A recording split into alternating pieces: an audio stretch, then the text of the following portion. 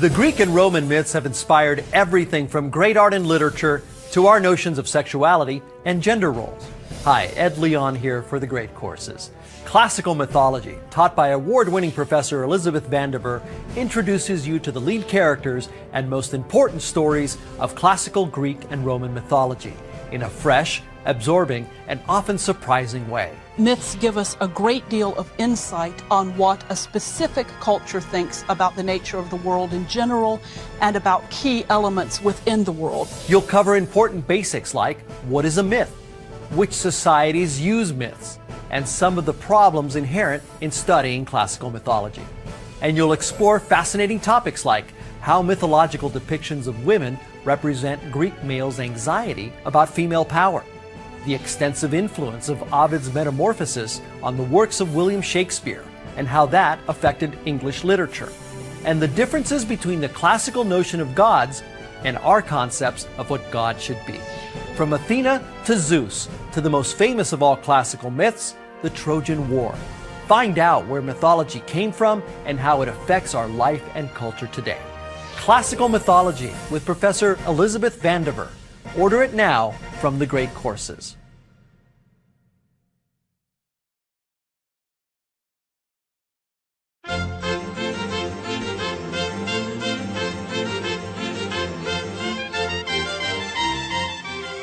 These lectures are part of the Great Courses on Tape series. The Great Courses on Tape cover a broad array of university-level disciplines. The lectures in each course are either 30 or 45 minutes long.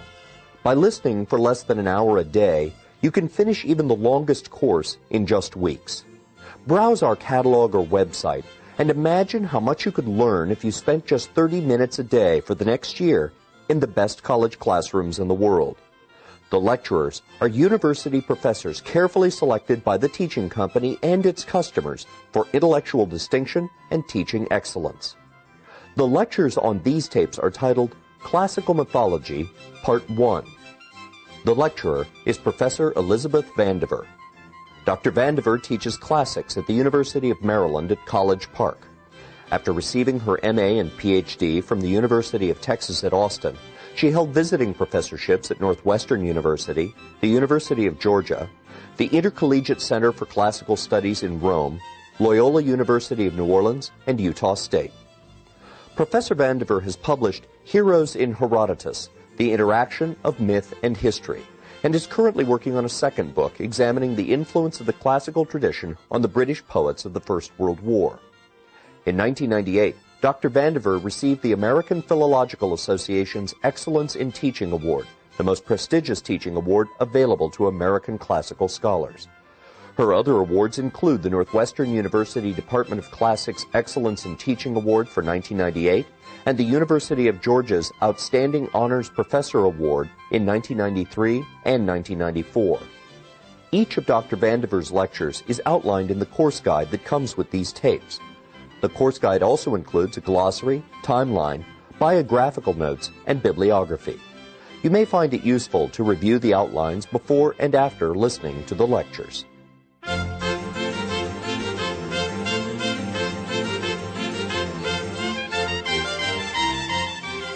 Lecture 1, Introduction.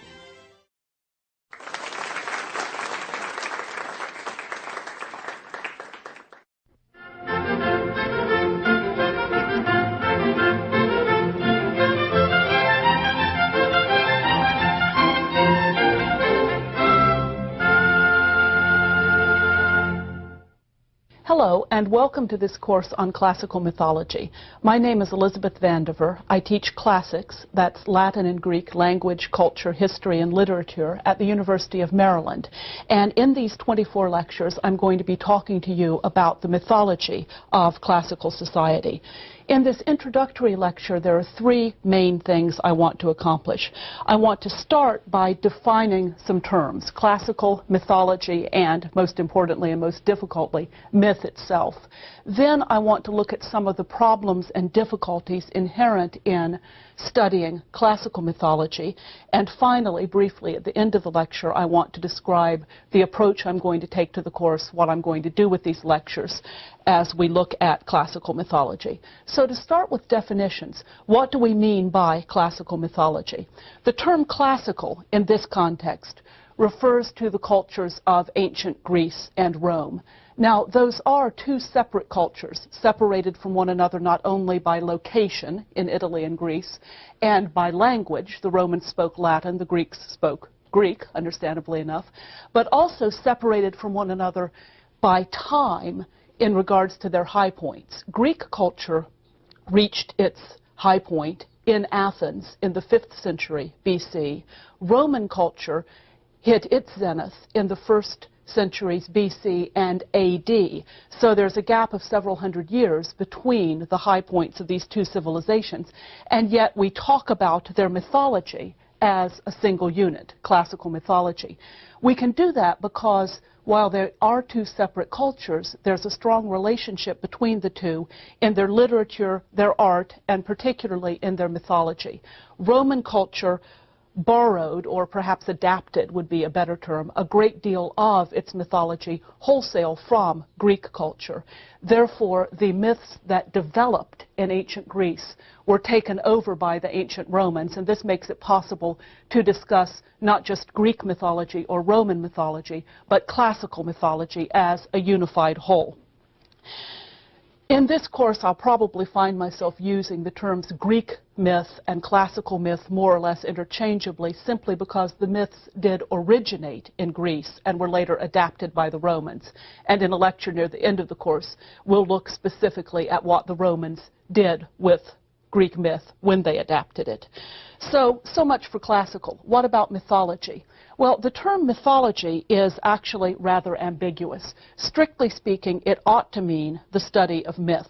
The ology ending means study of, just as biology is the study of life, psychology is the study of the mind, geology is the study of the earth. Mythology ought to mean the study of myth.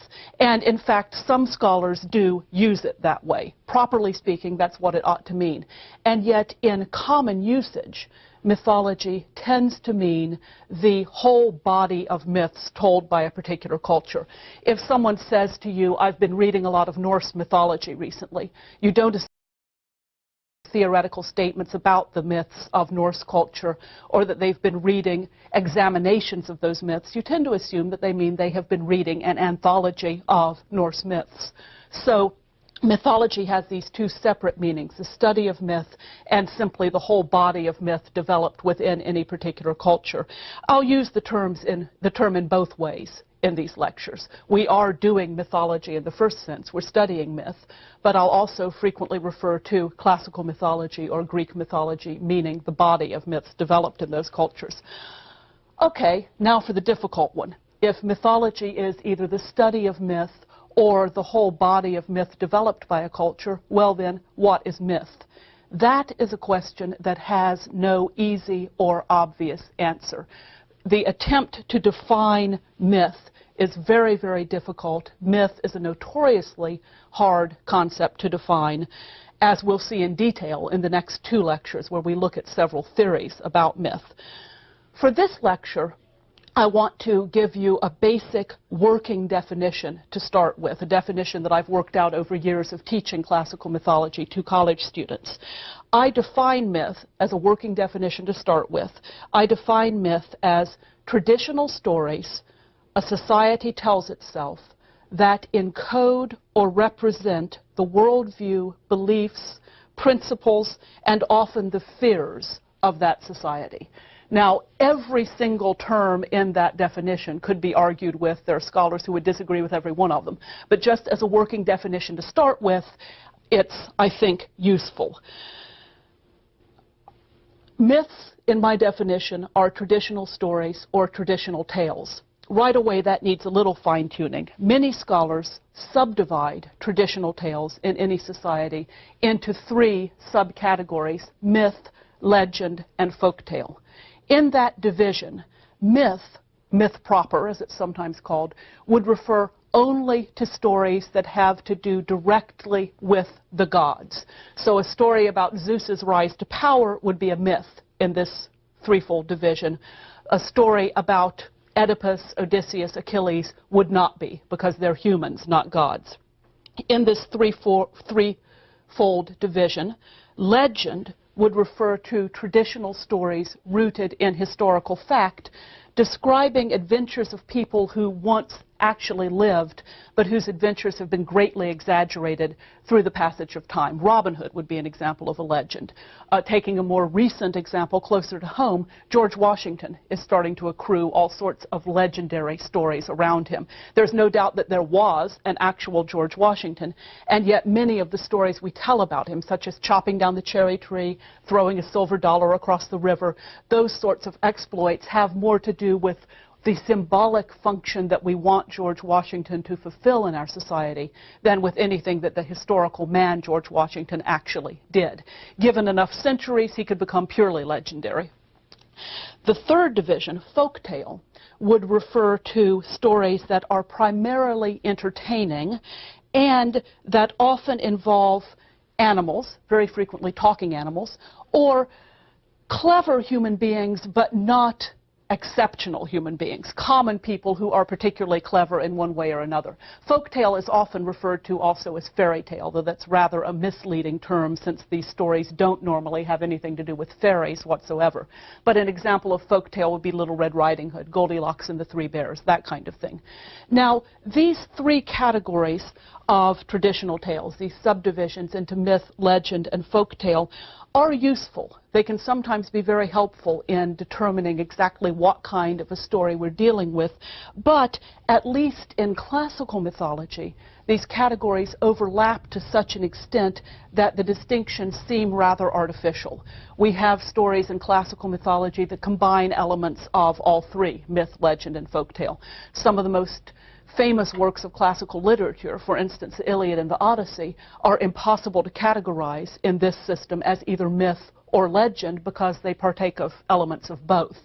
So in this course, we'll be looking at traditional stories that would count as legend according to this scheme, and we'll even see several examples of at least folktale elements within the traditional stories that we look at. And I tend to use myth as a wider category to account for all three types of traditional stories.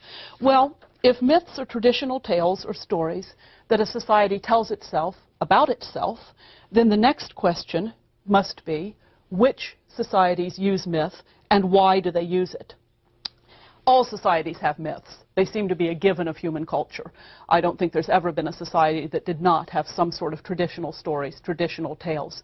But myth has an importance in pre-literate cultures that it has lost in modern, highly literate, highly technological Western culture. I say pre-literate, by the way, rather than illiterate, because illiterate always sounds pejorative to me. It sounds like it implies that the culture ought to know how to read and write and is just too lazy to have managed that technology yet. Pre-literate seems more accurate because it indicates more precisely the status of the culture. The culture may be very sophisticated but has not yet developed writing. In a pre-literate culture, myth has an importance that it does not have in a literate culture. The reason for that, I think, is that in literate culture, we have all sorts of different forms of explanation, of analysis, different windows for looking at the world and human experience that have developed after the invention of writing. For instance, we have psychology, we have theology, we have history, we have science. We have a whole cornucopia of approaches if we want to ask ourselves questions such as, why does the world work as it works? Why are physical entities as they are? How can human beings get along better together? Why are there two sexes? Why do the two sexes have so much trouble getting along with one another? Those sorts of questions we can approach through any one of a number of avenues. Take that last one. In our culture, if we want to ask ourselves, why is it that men and women have such a hard time getting along together? We can turn to psychology. We can turn to biology, to science. We can, if we like, turn to theology. We have all sorts of avenues of looking at, exploring, discussing, analyzing that kind of question. But in a pre-literate society, what means do they have for discussing such issues? If they don't have a sophisticated, long-lived literate tradition out of which these different disciplines can grow, what do they have? The answer is they have traditional tales, or, if you like, myth. In other words, in a pre-literate society, all the functions that these different ologies and osophies that I've just talked about have to fulfill must be fulfilled in a pre-literate society only by traditional tales. Students often look very surprised when I say that, but if you think about it for a moment, I think you'll see that it's so. How can a culture that doesn't have writing pass down its belief system, its values, its traditions, its history, its view of the world, its view about the gods, about humans? The only open means is traditional word-of-mouth, repeated knowledge handed down from one generation to the next, and that knowledge is almost always put in the form of stories, probably for ease of remembering it and thinking about it. Now, this has important implications for the question that I'm very frequently asked in the classroom of what does myth really mean? In modern Western, or at least modern American culture, we tend to make a very strong distinction between fact and fiction, true and false, real and imaginary, that sort of thing, literal and metaphorical. And that is, in fact, one of the main analytical tools we use for thinking about anything. It's one of the first things we ask of any story. Most of our stories come to us now, to most of us, through televisions and movies rather than through books. But that doesn't matter. One of the first things we ask about any story is this true or is it fiction? Is this biography or is it a novel? One of the reasons that so many people were uncomfortable with the recent movie Titanic, I think, is because it blended fact and fiction in a way that we found uncomfortable. It was a very detailed factual reenactment of the sinking of the Titanic, but it incorporated into that factual reenactment a completely fictional story, and we're uncomfortable with that. We don't know how to deal with that sort of story. But in a culture in which traditional tales are the only available form of explanation, analysis, thinking about reality, if you want to put it that way, these distinctions can't be anything like so clear-cut. The question, what does this myth really mean? What does this story really mean? Becomes anything but simple. Let me give you an example of that from Greek myth itself. In Lecture 4, we'll start talking about the creation story of the Greeks as told by an author named Hesiod. And in that story, we'll encounter two entities named Gaia and Uranos. Gaia is a goddess, Uranos is a god. They have volition, they have desires, they have speech, they can mate with one another, produce children. They are anthropomorphized, human-like entities, female and male. And yet, Gaia is simply a word that means earth. Uranos is simply a word that means sky. Gaia is the earth. If you go outside and stamp your foot on the ground, you're stamping on Gaia. Uranos is the sky. All you have to do to see him is go outside and look up. Students very frequently in my classes will raise their hands and say, well, which is Gaia really? Is she really the earth, or is she really a goddess with arms, legs, mind, speech, etc.? And I answer, it infuriates them, but I answer, yes, because that's the only possible answer. She is really both of those things. The distinction that we tend to make between metaphorical and literal simply is not there. Now, a side point here. We do sometimes tend still to speak in metaphor. Several years ago, I was watching a television program about protesters who are protesting logging in the redwood forests in the West. And I remember vividly one protester who was chained to a redwood tree saying, "We have abused Mother Nature shamelessly and she will take her revenge." That sounds on the surface like the same sort of thing that you see with Gaia in Greek myth. And yet I think all of us recognize that as a metaphor. We don't think there is actually an entity called Mother Nature out there who is looking at human beings and saying, I'm going to get those little creeps for what they've done to me.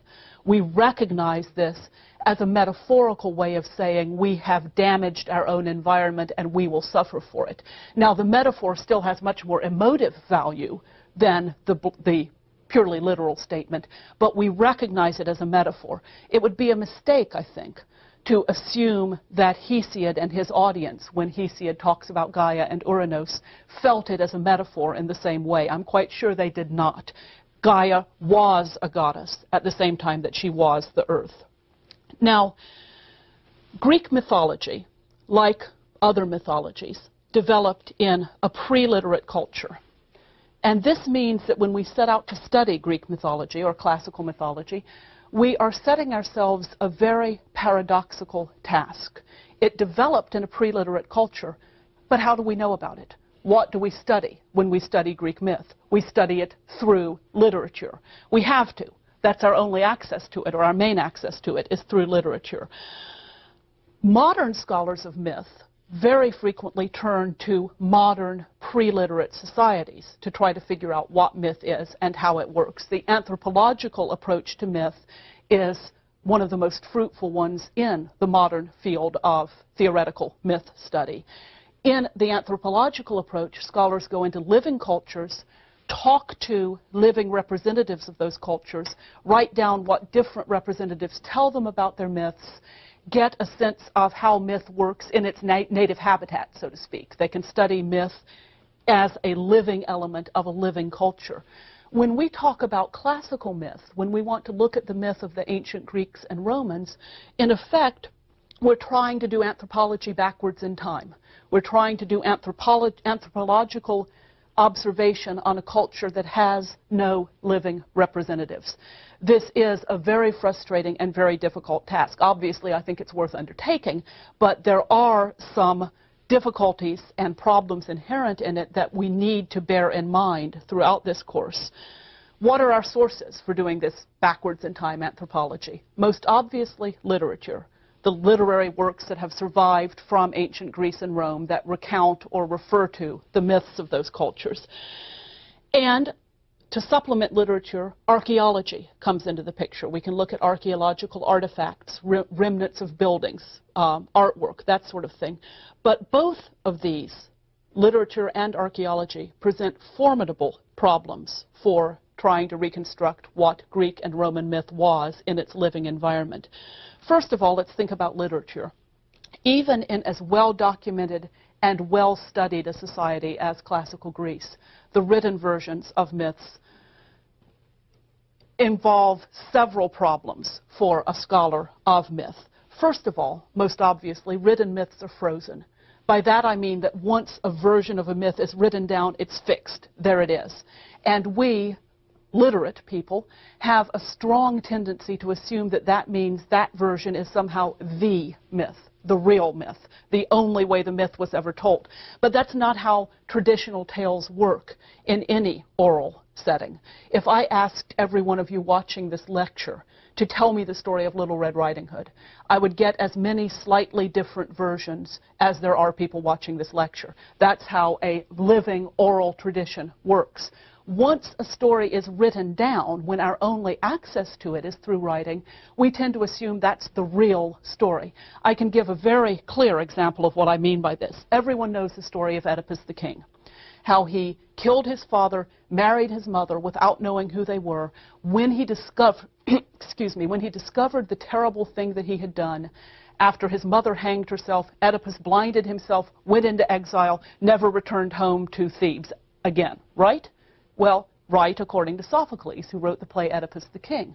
In Homer, in the Odyssey, there's a very brief reference to Oedipus, which agrees that yes, he killed his father and married his mother.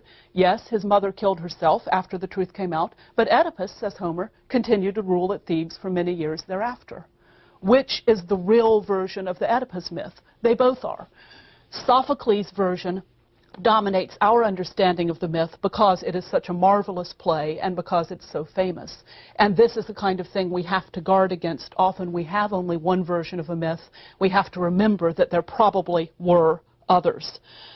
Another problem in studying myth through literature is that myths were the givens of the society, were something that everybody knew. And so very frequently authors will make the briefest possible allusion to a myth without explaining what it means or who it is. I did this a few minutes ago when I referred to George Washington. I didn't have to tell you who George Washington was, tell you when he was born, when he died, what he did, who he married, where he lived. You know all that. He's a given of our society. A scholar 2,500 years from now, in the future, if all the references that scholar had to George Washington were equally elliptical to what I just said, it would be very difficult to reconstruct who George Washington was, what he did, and why he was important. So that's another difficulty in approaching myth through literature. Another problem is that only a fraction of ancient Greek literature has survived. Most of what was written is now lost. And often the things that survive do not tell us what we would particularly like to know. They weren't written for us, so they don't give us the details that would be most helpful to us. One book we will use a great deal in this course is called The Library of Greek Mythology. It was written by a man named Apollodorus, about whom we know absolutely nothing except that he wrote this book.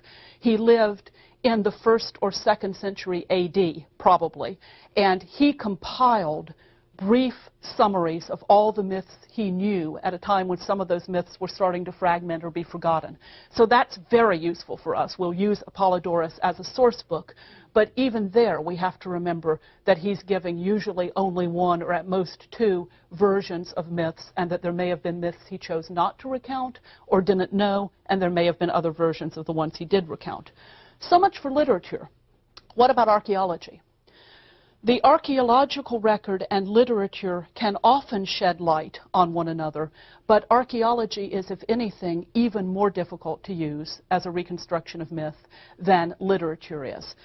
An archaeological artifact by itself tells us little or nothing about a myth to which it may refer. A statue, a painting, if we do not already know the stories on which those are based, we cannot extrapolate the stories simply from the artifacts themselves. The same is true for buildings. If we know that a building was a temple in honor of a particular god, we may be able to come up with some idea of what went on in that building, how that particular god was honored. But if we don't have external, and that in the case of an ancient culture means written evidence to explain the archaeology itself can often be close to incomprehensible. There's a joke among classical archaeologists that when an archaeologist has no idea what an object is for, he or she will say it is of clear ritual significance. If we don't know what something was, it must have been used in a ritual. That really explains nothing.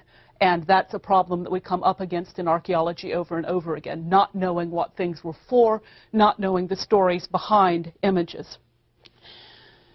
We can also be misled by references in literature to thinking that we know what an archaeological artifact or building was for when actually we don't. Let's imagine for a moment that we are archaeologists 2,500 years in the future, excavating some great American city. Washington, D.C. will do. And that we have, as remnants of English language literature, several of the novels of Dickens, 2 or 3 of Jane Austen's novels, Huckleberry Finn, and let's say 8 volumes of the 1925 Encyclopedia Britannica, including the volume G. Okay? As we excavate Washington, D.C., we come across all sorts of small buildings, each one laid out on the same plan, and each one with large, clearly ritually significant golden arches in front of it. Well, we've read our Dickens and our Jane Austen. We've got volume G of the Encyclopedia Britannica. We know that Gothic cathedrals and churches featured arches. It's a little bit disconcerting that our one American novel, Huckleberry Finn, doesn't say anything about these little Gothic churches, but Mark Twain wasn't a very religious man, perhaps, or he just wasn't interested in something everybody already knew. So there you have it. McDonald's were Gothic churches. Now, that's a silly example, perhaps, but I think it's also an illustrative example because very frequently the written record is no closer a match to the archaeological record than that. We can think we know what we're looking at, when in actuality we're looking at something entirely and completely different, but we have no way of knowing that. So where does this leave us? Is this a hopeless endeavor? Should we just give up at this point and say there's no way to study classical mythology? Obviously, I don't think so. But I think we need to bear these difficulties in mind as we start our survey of classical mythology. We need to remember that we are studying only particular variants of the myths. Sometimes we can reconstruct a fairly full version of how the myth must have operated in its original society when we have all sorts of variants to work from. Other times we can't. Other times we'll have only one version of a myth and no others. Some references remain tantalizingly obscure. Sometimes we really just don't know what a character's name or what a snippet of a story refers to. Occasionally, a work of art preserves what is clearly a very different version from the only ones known to us by literature. There's a beautiful classical Greek painting, vase painting, of a character who is quite clearly Jason. Jason who got the golden fleece after his voyage on the Argo. The golden fleece is there on a tree behind Jason. The tree is guarded by a dragon. All of these elements point to the fact that this is very clearly Jason. And yet, in this painting, the dragon is either swallowing Jason or is spitting him back out again. Jason is halfway out of the dragon's mouth. His arms and head are visible outside the dragon's mouth. In no written version of Jason's story that has survived for us does the dragon eat Jason or attempt to eat Jason. The whole point is that Jason is helped by Medea, who gives him magic potions so that he can overcome the dragon without being eaten. If this vase painting had not survived, we would not know that there had ever been a variant in which Jason was eaten by the dragon. Because we have the painting, we know this variant existed, but that's all we know about it. We have no written description of that version of Jason's story. So we can't recover all the versions of a myth. We also probably can't ever know all the nuances, all the resonances of that myth within its own society. Again, when I say George Washington, that brings up all sorts of associations in our mind. Grade school, plays. I played George Washington when I was 6 years old in the grade school play. The 4th of July, bands, John Philip Sousa marches. All of those things are there as kinds of free associations with the name George Washington. That kind of nuance, that kind of resonance is unrecoverable. We're not going to know that in all its detail, probably about any culture other than our own. But within these limitations, we can use what we know about classical society to shed light on its mythology, and we can use what we know about the myths to shed light on the society. So, what I want to conclude with in this lecture very briefly is describing what I'm planning to do in this course, how I'm planning to organize the lectures. There are three main points to the course. First of all, most simply, the lectures will provide you with familiarity with the primary classical myths that are covered by the course. Now, this is by no means a survey of all classical myth or even of all important classical myth. I've had to leave a very great deal out. But what I've tried to do is pick representative important myths that will give you a good taste of classical mythology, and the course will familiarize you with at least some of the major characters, themes, and stories of classical myth. So most lectures will include some synopsis of the relevant myth's storyline. And that will frequently mean discussing different versions, variants of the myth, when we have them, and discussing the implications of those variants for our understanding of how the myths work. The essential readings for each lecture will normally be taken from classical literature, very frequently from Apollodorus, the Library of Greek Myth, which I mentioned earlier. Second, the lectures will discuss the cultural aspects of these myths as they functioned in the culture that developed them. That is, we'll look at the myths within the context of ancient Greek and ancient Roman culture. And I'll talk about what the myths tell us about the belief systems of those cultures, what those cultures tell us about the meanings of the myth, that sort of thing. Finally, we'll consider, at least in many of the lectures, how well, or perhaps how poorly, the myths we're looking at match various theories about myth as a category, about myth with a capital M. And we'll discuss the usefulness of various theories and theoretical approaches for our understanding of classical mythology. So in this lecture, we've sketched out a working definition of what myth is. We've talked about some of the difficulties of studying classical mythology. And in our next lecture, we'll move on to continue our discussion of what myth is and how it works by beginning our examination of several of the most influential theories about myth and its function.